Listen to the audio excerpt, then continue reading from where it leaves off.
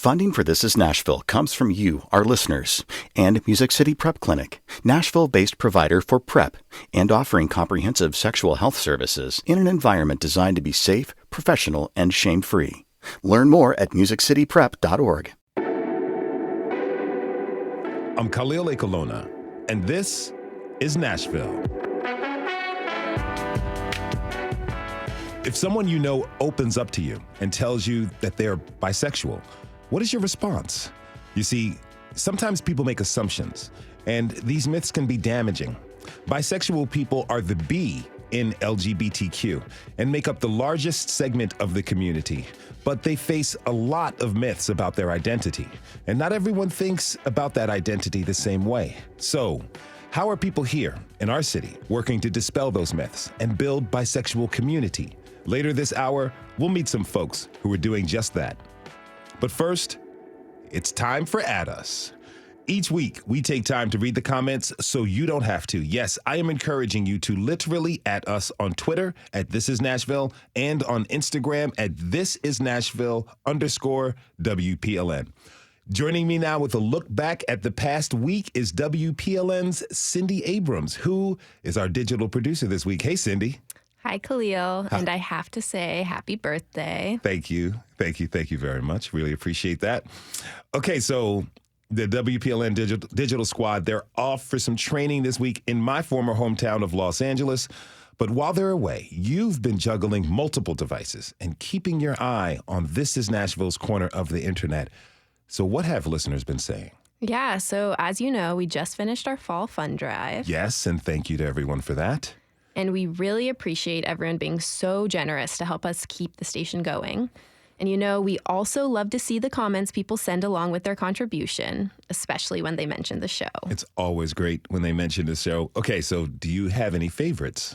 So it's kind of hard to choose, but I thought this one was pretty interesting. Kent and Barbara gave to the fund drive and said, quote, "This Is Nashville is a wonderful addition. Congratulations. You all are making our transition from decades on Maui to Nashville more understandable each day." End quote. Okay, hold on just a minute. These folks moved here from Hawaii, and they're digging our show. Sounds like it. I want to say we've also got some love from Nashville natives as well. That's always really good to hear. This is great. So what else have you heard? Well, we did get some less glowing feedback about our opening segment on Tuesday. Oh, yes. We talked with AP reporter Margie Mason about the Lone Rock Stockade in Tracy City, Tennessee. It was featured on a recent episode of the Revealed podcast that was all about convict leasing. Right. So, like you said, Margie is a reporter. We got a message from Camille Westmont, and she is the archaeologist who actually discovered the location of the stockade. She wrote, in part, quote, "I have been publishing on the history of Lone Rock for years. I was quite surprised to hear the interview with Margie Mason, a reporter who has been reporting on my work at Lone Rock, where my name and my project were not mentioned once," end quote. Okay, that was clearly an oversight on our part and definitely not intentional. We want to be sure to give Camille proper credit for her work. Absolutely. For starters, here she is on that Reveal episode talking about the conditions at Lone Rock. There were convict laborers in Tracy City for 25 years. These stockades had an annual mortality rate of 10%. Every year, 10% of the people who were imprisoned here died. So in 1894, when there's 611 people imprisoned at the Lone Rock Stockade, approximately 60 people died.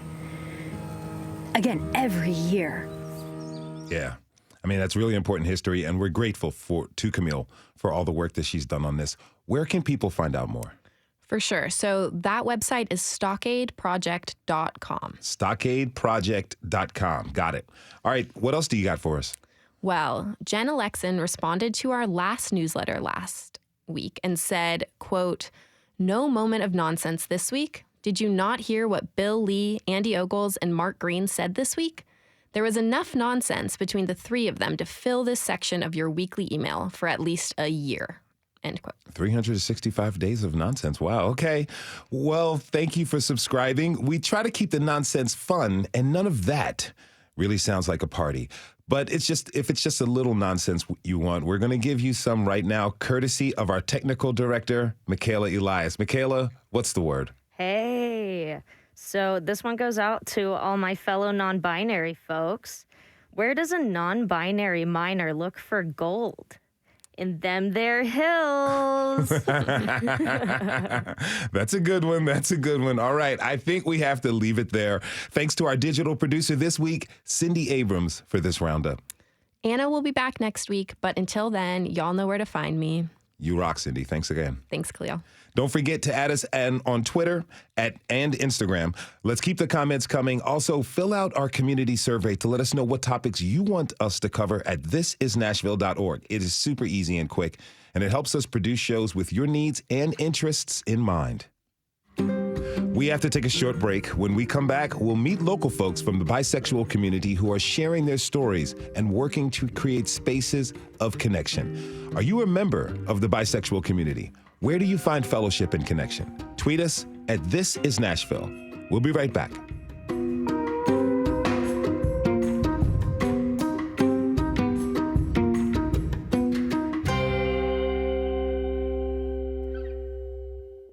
Funding for This Is Nashville comes from you, our listeners, and Music City Prep Clinic, Nashville-based provider for PrEP and offering comprehensive sexual health services in an environment designed to be safe, professional, and shame-free. Learn more at musiccityprep.org. I'm Khalil A. Colonna, and this is Nashville. I think it's fair to say that many of us, most of us, need community. Even if you're an introvert, it helps to have people you trust, to talk to, and to form bonds with. We are human after all.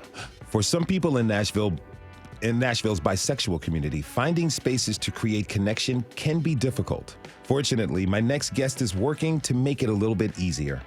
Emily April Allen is a photographer and the creator of the Nashville Bi Diaries.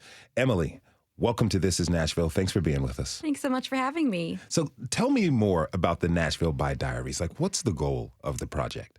So my photography work is really about community and visibility and connection. And I've done other projects that feature different aspects of the Nashville queer community. And I really wanted to do something that touched on bisexuality. I feel like a feeling that many bisexual folks have is that I don't want to take up space. And so I figured, Bisexual Visibility Week or Bisexual Awareness Week is coming up. So now is the perfect time to kind of take up that space. So the Nashville Bi Diaries is an opportunity for people to really get in touch with their own personal expansiveness and relationship to the identity in a creative way. It involves a brief photo shoot and a diary entry that can be pulling from something in the past or something that is mostly created recently. Can you give me an example from the project of a story that really resonated with you? Ooh, a story that really resonated with me. Well, I feel like one we might be hearing from later. Okay. But a story that really resonated with me. Well, I think that so I personally am in a straight passing relationship, and creating community with other folks who are in that situation as well has been really empowering for me. Oftentimes, I'm really looking forward to passing the mic to others when I feel like I don't want to take up space. It's really important to kind of create that mutual connection in an experience. So I guess recently I met with somebody who is in a similar situation. And when I did a call out for the project, they reached out but said, I really, it's always like, I really don't want to take up space. Give somebody else that opportunity. And it really felt very important to connect with them and feature them. So I talked with them. They had recently come into a new living space that was really empowering to them. They just seemed like they were owning their bisexuality. They were feeling really free in their relationship. And you can just see that on their face, on their partner's faces, on the children in their homes' faces. And it was just a really beautiful experience to share with them all around. And everybody just kind of leaves feeling lighter and freer. You mentioned being in a straight passing relationship, yet you don't want to take up space from others who aren't. Did you ever struggle to find community? Oh, absolutely. I feel like I am still kind of in that process, and that was part of the inspiration behind the project. Now, of course, I don't want to discount all of the many expansive identities within the bisexual umbrella and all the different ways that bisexuality can look, feel, sound. But creating community within this aspect has been really important to me. Because oftentimes being queer is so important to me, but it can be really internal because, when you're out on the street and with your partner, you may not be visibly queer, and having that connection with another person, just looking at somebody and just feeling that connection, that camaraderie, that I get you. That's something that I feel like I miss out on when I'm out with my partner. So to be kind of able to be with others and be like, I feel that way too. I'm not alone. Just feeling like you're not alone is a huge aspect. And that queerness is it's so individual and it's so personal and it's so much more outside of your partner. And I think that goes for, so much more outside of just bisexuality. But for me in particular, it's something that I'm constantly trying to tap into through my photography, through writing, through my connections with friends. Mm-hmm. I'd like to introduce my next guests. Kristen Jones is a speech pathologist who practices gender-affirming voice therapy, and Phil Kabuchi is the founder of the Inclusion Tennessee. He's currently working on creating an LGBTQ community center. Thanks to you both for joining us. Really appreciate you being here. Thank you for having us. Now, Kristen, I understand that you participated in Nashville by Diaries in the project. What was that experience like for you? It was the single most empowering experience I've had as a bisexual woman. Similar to what Emily said, I am in a straight passing marriage. I've been married for 15 years. I have 3 small kids.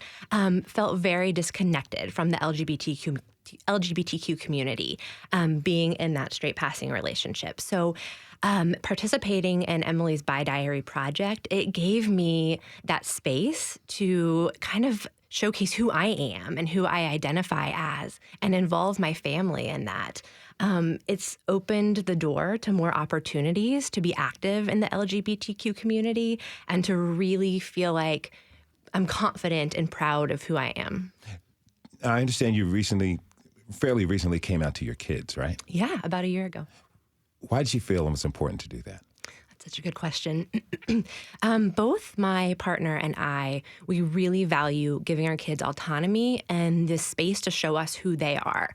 I only felt like, from a personal standpoint, it was right then for me to show my true authentic self to them. I'm asking them to do that, to show us who they are.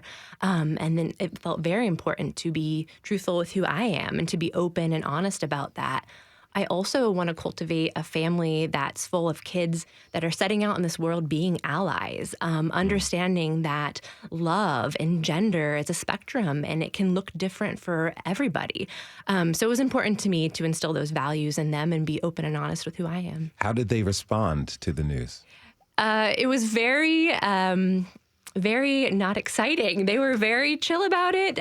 No problems. I think I got more confusion from all the adults, and my children were just accepting and just full of love from the very beginning. I love that. They were like, okay, Mom, great. What's for dinner? Yeah, exactly. Wonderful. Now, Phil, you're working to create a space for everyone in the LGBTQ spectrum, a space that's not centered around nightlife. Right. Tell me more about why you took that route. So when we did a community visioning project or community needs assessment back in 2019 through Nashville Pride. And in those conversations, what we learned was that people wanted places to congregate that were safe, that were sober, that were not associated with nightlife, to make that connection with community. And also be able to do it, connect with one another outside of a digital platform. And so what we found was that our community was saying we want a coffee shop. We want a place that we can just be safe and know that we're fully accepted when we walk through the door. And as part of our work with Inclusion Tennessee, that's just one of our 5 things that we're sort of working on day one. But all of those things are really important and critical to our to the infrastructure of our full community. Do you think this new space you're working on has an opportunity to be more inclusive than older LGBTQ centers? And how come? Well, I think, we have a lot to learn from our history in terms of LGBT centers, those that have existed in Nashville, as well as those that have existed in other parts throughout the South primarily, is where I'm trying to get our learnings from.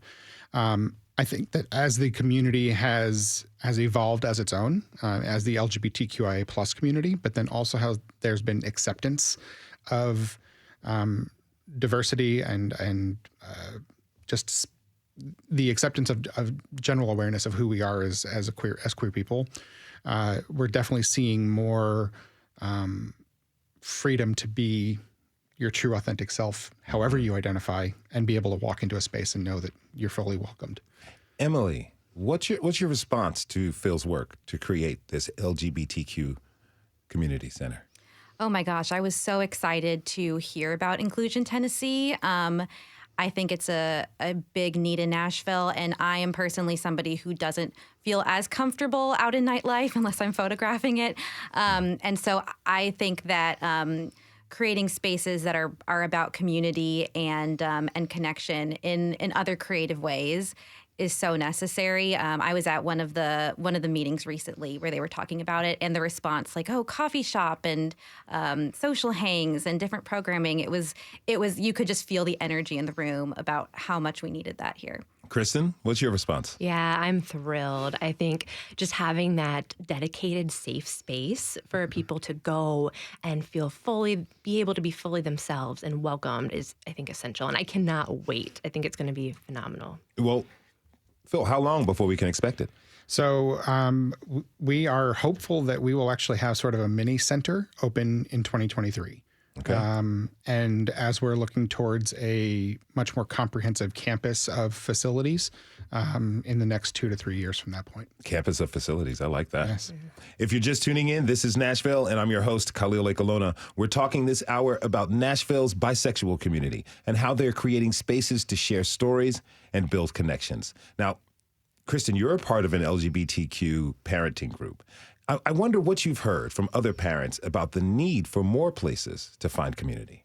So I want to be a part. So there's a great parenting group in East Nashville for queer parents that meets up. And I've been meaning to go to a gathering, but haven't yet. But I think it's so vital just knowing that space is there and planning to go to a future meetup with my kids and have that welcoming space where they see love looking differently and they see different types of families is so important. And then, that validation of I might be in a straight passing relationship, but I still identify as queer, to be able to be in that community. And I think any parent of a small child can identify where a lot of your time is spent parenting. So I might not be as active or have as much time to be active in the LGBTQ community. So this kind of combines everything for me. Do you have any friends who are in similar positions that can really relate and understand your experience? No, and that's why I'm kind of seeking more of that community, and that's why participating in Emily's project and the LGBTQ Community Center I think will be so vital in these parenting groups to kind of bridging that gap for me. Now, Emily, with that in mind, your project is giving people a space to share their stories and to build connections. What ways are you hoping that those connections will grow to create similar opportunities for others? Oh, wow. I think that just giving different spaces to share voices is a big part of that. And it just, it's just a domino effect into other opportunities. I mean, I'm here sitting with a participant from the project that I met through the project, and we're sharing our stories today. I know that the project right now primarily exists in the social media space. Hopefully it will have a more tangible physical space in the future. But I think there's something to be said. Phil mentioned the digital realm and how we connect for that. And I think that especially, as we've been in a pandemic, it's been nice to be able to click over to somebody. It's easy to make a connection and just develop a friendship through there. It's very low stakes at first. And so it really develops the opportunity to create stronger connections. And I've seen people become friends through projects, collaborate on business endeavors. So I think where we're sitting right now is kind of a testament to that. Now, Phil, I'm going to ask this question. I've lived in other cities, and Nashville has a LGBTQ community, but it's not as vibrant or as present as in other places that I've lived. Where would you like to see it be with this community center that you're building and projects like Nashville by Diaries? How would you like to see that grow to become more visible and more recognizable in our city? I think, the reality is that our LGBTQ plus community throughout Middle Tennessee is really focused around a nightlife component. There's really not much that is community focused, community driven. We do have a vibrant and a beautiful community here. All you need to do is really attend a Pride celebration in the middle of June, and you'll see that there's 70,000 people that show up to celebrate Pride and the queer community. I think that those people are craving other outlets, and they want to go to an art gallery that's featuring beautiful photography. They want to go to a coffee shop. They want to participate in these things, but there's not a place for that to happen. And that's sort of the first step. From there, I think that once we have, program in place, once we have a facility, you're going to start seeing much more vibrant participation and a much more present visibility of LGBTQ plus people throughout the mid-state. Does that lead to a little bit of a stigma? I mean, yes, a lot of people show up in June for Pride Month. A lot of people show up at places like the Lipstick Lounge and whatnot to have a good time and to party. Yeah. But because it's so focused on nightlife and the activities of that, do you think that kind of leads a stigma to people who don't maybe not have a lot of knowledge or experience with people in the LGBTQ community? I think that if you walk into, if a member of a straight member of our community walks into Lipstick Lounge, they kind of have an idea of knowing exactly what they're going to experience when they walk in. I've been there, yeah. Right? And it's a great time. Mm-hmm. And truthfully, I think that the owners of these establishments throughout the city, if we have a straight member of the community walking into any of these nightlife places, I think all we ask for is that you treat the community with respect and dignity, just like you would anybody else. And so that's, I think, a critical component to a nightlife experience. When we get to a space of having more program and services, I think that's going to bring people out of the woodwork that may not necessarily have found a place for themselves, or realize that they truly are part of a really beautiful and vibrant community. Because they may not necessarily want to go out for a loud night of karaoke and drinking, or they may not want to go to a loud dance party or something that doesn't necessarily make them feel comfortable. So. Yeah.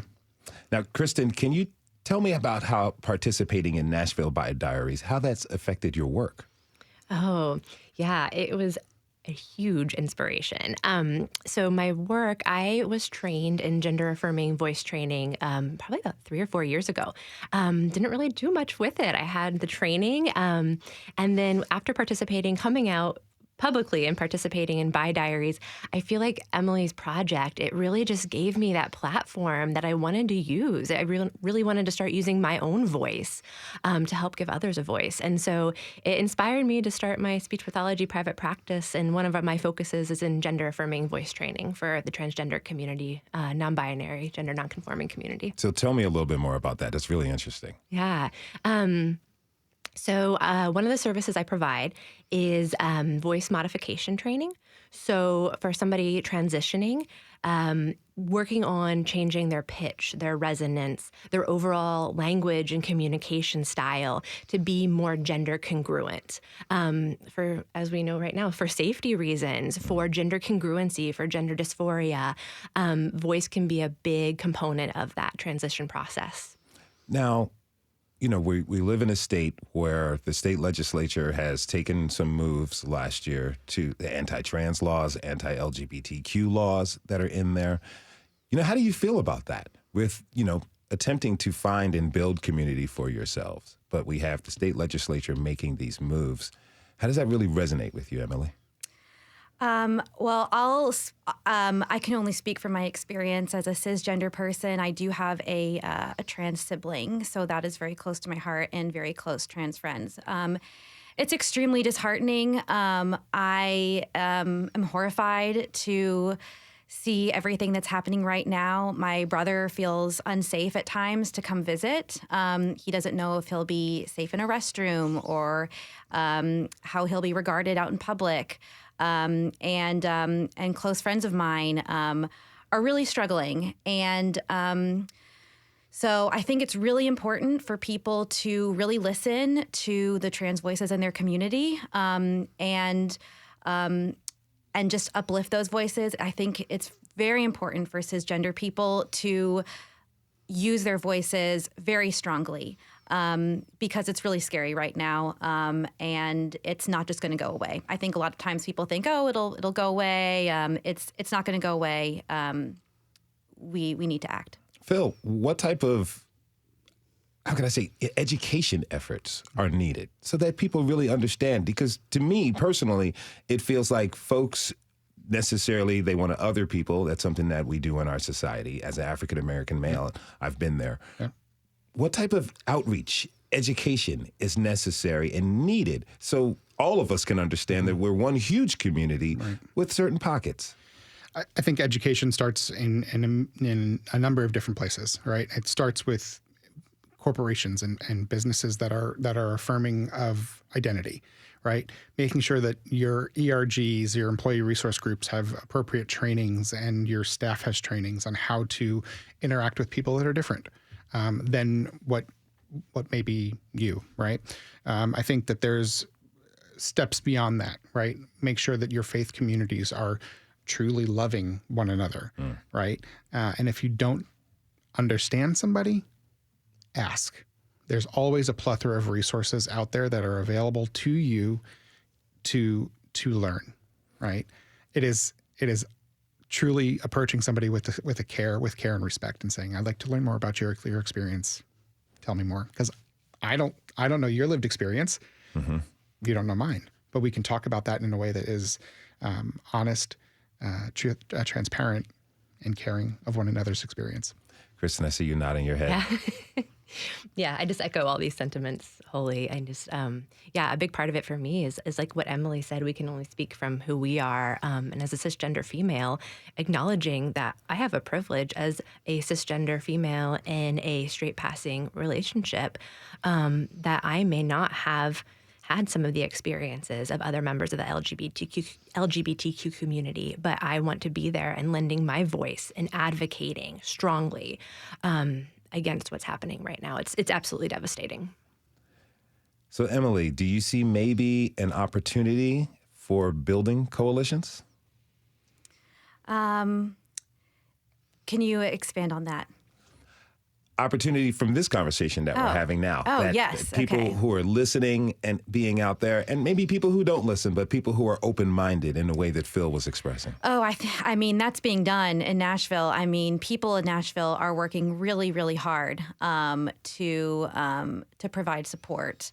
So yes, I think that as Phil said, we do have a very strong and vibrant community. We have really wonderful trans activists and leaders in our community, who a lot of people may just not know about because they might have thought that this issue doesn't affect them if they're not part of the trans community, and that's definitely happening. So I hope that there are further opportunities in the future, and I think that I think that the opportunities will grow. But yes, it is being done. That is Emily April Allen. She's a photographer and the creator of the Nashville Bi Diaries. She was joined by Kristen Jones, speech pathologist, and Phil Kobuchi, founder of Inclusion Tennessee. I really appreciate you all. Thanks so much for being here today. Thank you for having us. We have to take a short break. When we come back, we'll talk with more members of the bisexual community to learn about their experience of being bi in our city and bust some myths while we're at it. Are you bisexual? What do you think people misunderstand about the bisexual community? Tweet us at This Is Nashville. We'll be right back.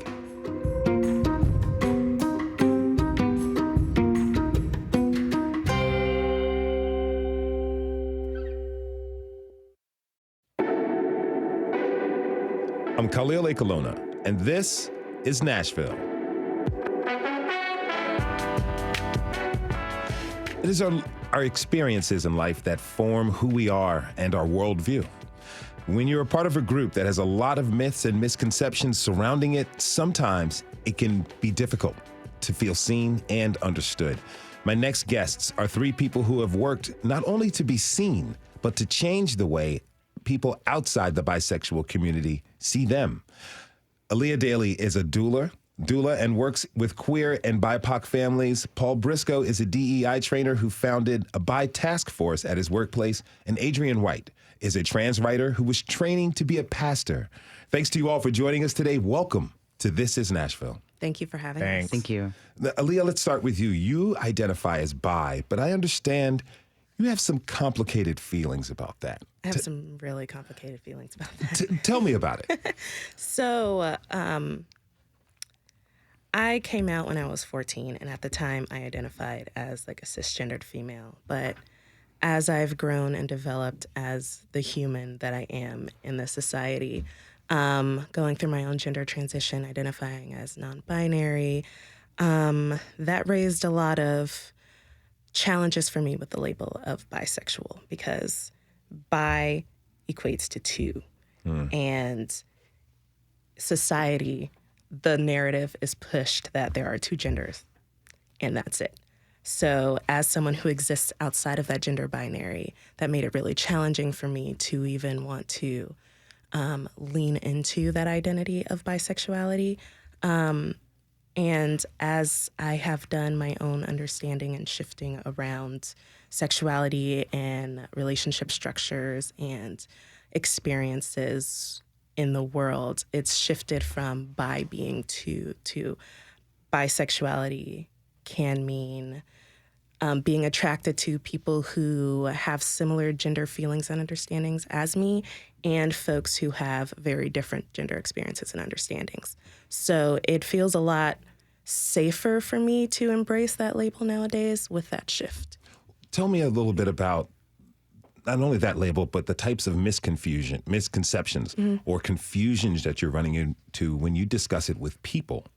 Yeah, the default for everyone that I've had conversations with is always like, oh, you're confused, you don't know what you're doing, you're greedy and just want everything. I'm sure you guys have heard this before too. And that's simply not true. The narrative that we don't know ourselves to know what we want, and the fact that we can be attracted to things that are not just this one set idea or this one set narrative that is constantly shoved at us is really challenging for a lot of people to grasp, hence the narrative of you're greedy, you don't know what you want.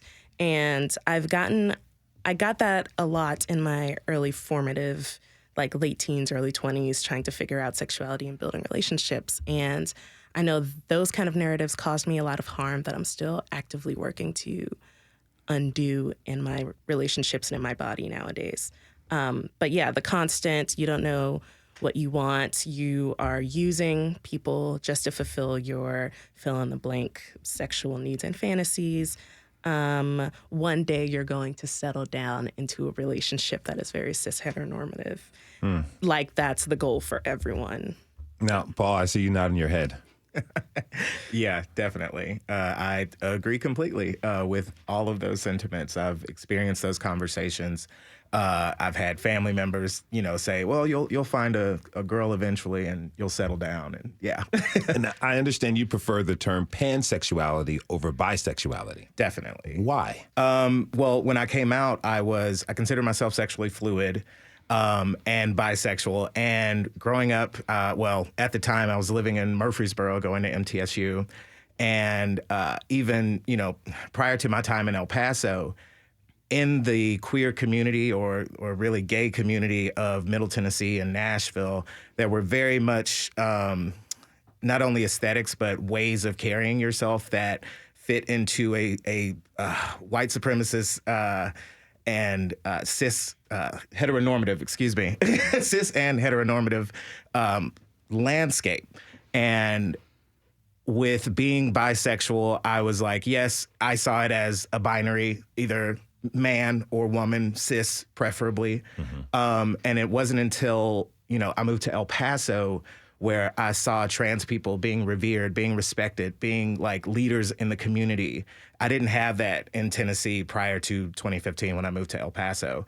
And it really opened up my mind. The proximity to gender nonconforming and trans people expanded what I thought of as bisexuality. While yes, bi plus is kind of an umbrella term for everyone, pansexual and why I identify as that says to everyone that, yes, I am attracted. I have the capacity to be attracted to people of either binary and everything in between. Now, I understand you're also passionate about the ways race connects with sexuality. So how do you feel about bisexuality or pansexuality? How do you feel they're perceived in the Black community? Yo, go on a spiel, because right, we don't have enough time. But Part 2 tomorrow. Oh yes, it's very interesting. I have varied experiences. I love where we're headed. I'll say that, and be positive about the future. Clarence Edward puts together events at the CE Gallery and Secret Gallery, and I see such a mix of straight, bi, queer, Black people all together, all partying, all having a good time. And it's it just gives me hope for the future as far as any divisions in sexuality within the Black community and the way that we interact with each other. Do you see it as a little bit of a generational thing? Definitely. There's a mix of that. I went with a friend of mine, and, being in your early 30s, you're like, oh, I'm not the target demo anymore. Like, I am getting older. And so you see those younger folks. And definitely, I think that, the kids are all right. They're doing a great job of being inclusive and including everybody and accepting people and having that proximity to people that may be diametrically different from them. Now, some communities have held on to the stigmas when it comes to discussing sexuality. Church communities come to mind, but recently we've seen some changes in that. Adrian, you recently graduated from Vanderbilt Divinity School. Congratulations. Thank you. Talk to me about how you've seen the culture of the church change. Absolutely. Growing up, I grew up in a Presbyterian church I wasn't hearing messages of hellfire and brimstone, certainly, but I also wasn't hearing a message that queer people and people of all genders and sexualities were seen and loved by God. That was something that I had to learn for myself as I grew into adulthood and came to know more queer people both in and outside of my faith communities that I found myself in. And I do think that with time, perhaps in the last 5 to 10 years, there has been a realization and an awakening among more progressive church communities that if there are going to be Christians who are speaking loudly a message of exclusion, hatred, conversion, then we have to be just as loud. And I think that especially, we look at what's happening right now in the world or in our context, with Christian scripture being used to promote legislation and ways of being in culture that are exclusionary and harmful. And so it's on us as people who are Christian to, like I said, be just as loud in response. As you decided to train to become a pastor, and you're you, what was that process like as you were making that decision? I'm curious. It took a long time, and really it wasn't until I started to come into my own sense of being a bisexual person, a trans person, a genderqueer person, that I was able to also see how I could be a whole person and also work in ministry. I definitely see my calling as to create spaces that are fully inclusive and where queer people of all stripes can not just be, but thrive and lead and create a world that we can all live in with more liberation in a way that is as expansive as possible. And so, it took seeing other people doing that, both in the Presbyterian Church and outside of it, to realize that there really was possibility that was emerging, because it took seeing other people doing that to know that it was something that I could do myself. Mm-hmm. Are you seeing that more churches and people of faith and different denominations are becoming more open? Absolutely. And it's certainly complicated, I think, We look at what's happening, for example, in the United Methodist Church as they're considering, fracturing because there are many people that want to have a more inclusive Methodist Church and many people who don't. The PCUSA has been officially affirming since 2010 was when they passed essentially church rules that would allow LGBT people to be ordained. And then in 2014, they affirmed marriage equality in the denomination. And yet, of course, what it looks like on the ground in different places varies wildly.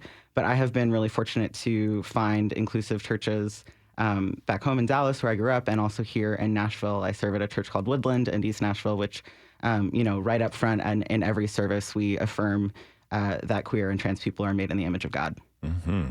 If you're just tuning in, this is Nashville, and I'm your host, Khalil Lekalona. We're talking this hour with members of our bisexual and pansexual communities. Aaliyah, you identify as polyamorous along with being bisexual. I wonder how these identities impact each other.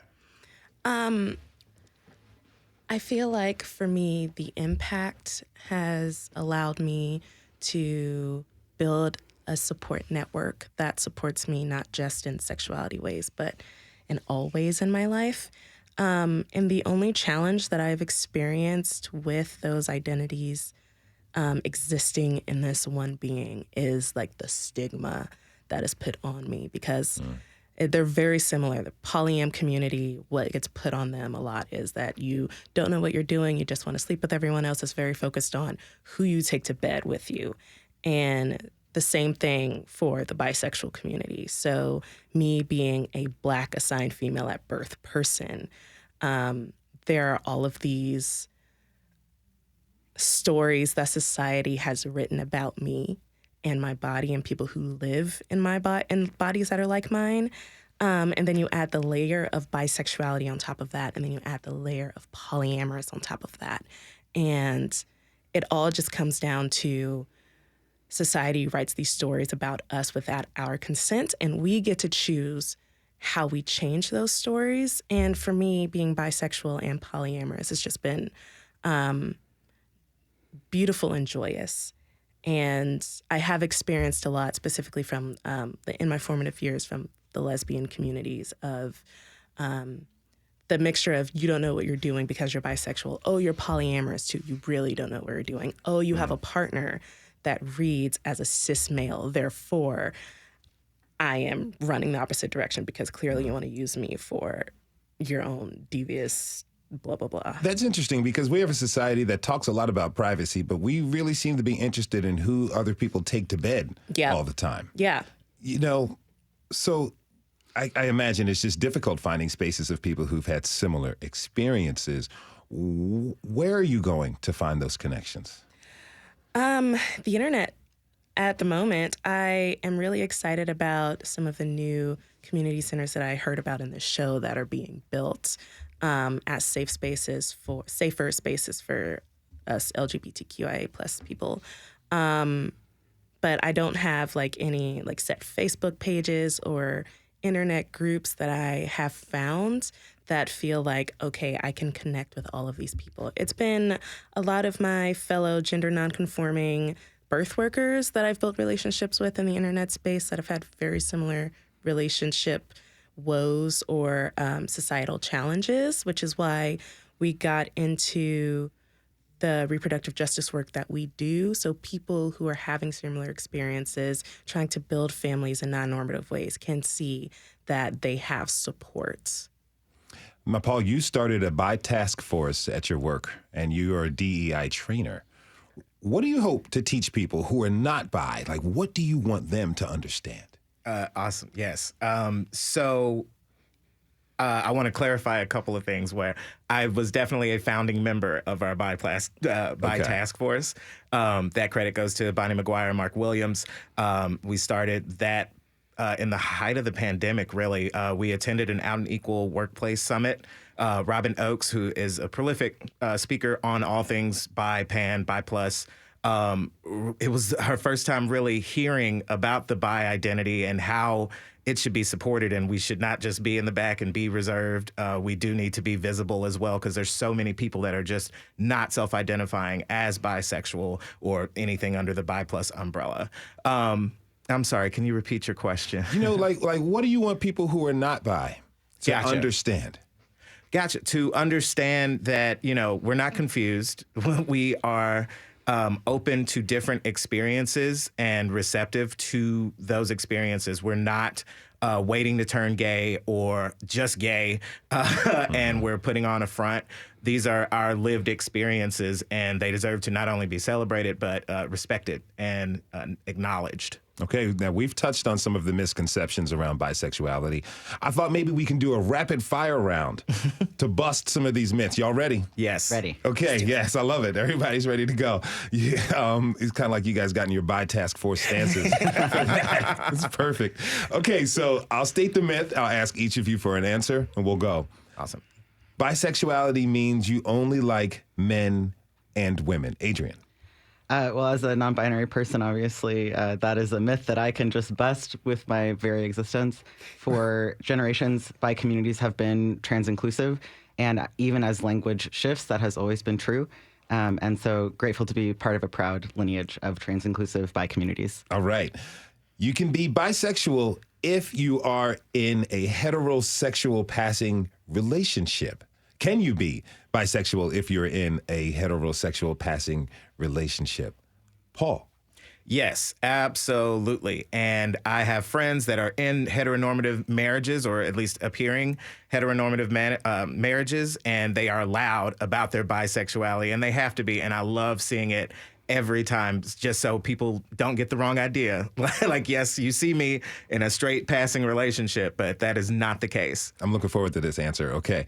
Bisexual people are indecisive. Aaliyah. No, absolutely not. We know exactly what we want, and we know how to go get it, which is why we embrace the label of bisexual, because it is so expansive. It can be so expansive. So we like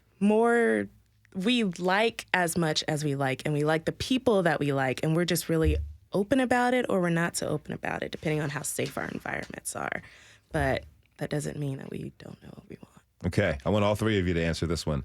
Bisexual people are promiscuous. Paul. Not necessarily. Aaliyah. Not because of their bisexuality. Yeah. Adrian. Sometimes, just as some straight and some gay people are promiscuous. Yeah. You know, I want to break down that last one, because that feels like a very, very dangerous misconception that can lead to assault and abuse. Aaliyah, how do you confront that? Because, again, in our society, people have these misconceptions. They will go out and treat people a certain way based off of these misunderstandings. How do you confront that? Yeah. Promiscuity has nothing to do with the person's sexuality. It has to do with the person and individual themselves. And that is what makes it so challenging as a bisexual person, because people hear the word bisexual, have their own stories, and then just try to force you to conform to those stories, which is what makes it so dangerous. Because if you don't, because you are your own individual human being with your own thoughts and feelings and stories and your truths about yourself, if they feel like you don't fit to their stories and you should, they can try to force you, which is where the assault and the danger happens. What about you, Paul? I'm sorry, can you repeat the question? You know, how do you confront the potential dangerous aspects of some of these misconceptions? I confront through education. All of the stuff that we do in the Bi Plus Task Force is to really educate the general population at my company about everything you need to know, what those misconceptions are, and how bisexual and bi plus people feel when faced with those. So it's really education and proximity and visibility. I got about a minute left. Adrian, I understand you think bisexuality is a superpower. Tell me why. Because we have a capacity to understand the world with more multiplicity, complexity, and expansiveness. We understand that moving through the world is not always a simple, one thing or another, but it's always many things at once. And I believe that allows us to embrace all people, to to practice anti-racism, to be trans inclusive, to create a world of thriving and liberation for all people, because we have this sort of inside look into what it means to be complex and to embrace that complexity as our way of being instead of being afraid of it. That's a future pastor, y'all. The congregation you go to is going to be very, very lucky. As Adrian Wright, pastor in training, they were joined by doula Aaliyah Dailey and DEI trainer Paul Brisco. I want to thank you all for being on the show today. Thank you for this conversation, a great conversation to have on one's birthday. Thank you so much. Thank you so much, y'all. We want to thank everyone who tuned in this hour. Tomorrow, we'll talk about the musicians who played on your favorite albums. Yes, we're talking about session musicians. This is Nashville is a production of WPLN News and Nashville Public Radio. Listen back at thisisnashville.org or wherever you get your podcasts. Our producers are Steve Harouche, Rose Gilbert, and Paige Flager. Our digital lead is Anna Gallegos-Cannon. Michaela Elias is our technical director. Our executive producer is Andrea Tudhope. The masterminds behind our theme music are Larange and Namir Blade. Special thanks to Stephen Baggett and our digital producer this week, Cindy Abrams. The conversation doesn't end here. Tweet us at This Is Nashville. Find us on Instagram and tell us what you want from our show by filling out our quick survey online. This is Nashville. I'm Khalil Ekaluna. We'll see you tomorrow, everybody, and be good to each other.